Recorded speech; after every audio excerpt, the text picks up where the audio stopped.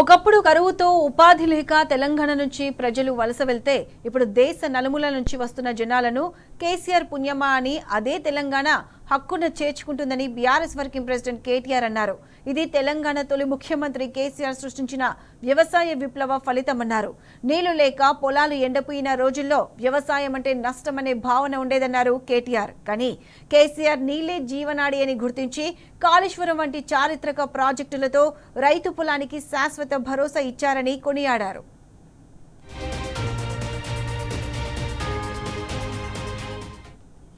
గోదావరి గంగ ఉప్పొంగడంతో ఒక పంట కాదు 2-3 పంటల సాగు విస్తీర్ణం పెరిగిందన్నారు. పని పెరిగితే వ్యవసాయ కార్మికులకు ఏడాది పొడవునా ఉపాధి లభించిందని అన్నారు.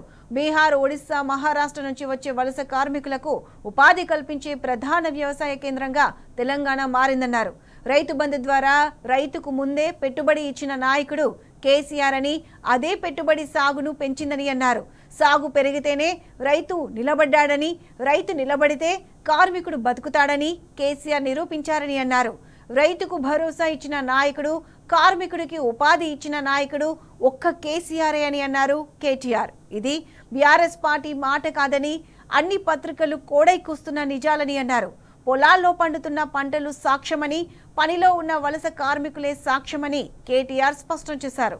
వ్యవసాయం నిలబడితేనే గ్రామం నిలబడుతుందని, గ్రామం నిలబడితేనే రాష్ట్రం నిలబడుతుందని కేసీఆర్ నిరూపించారని అన్నారు.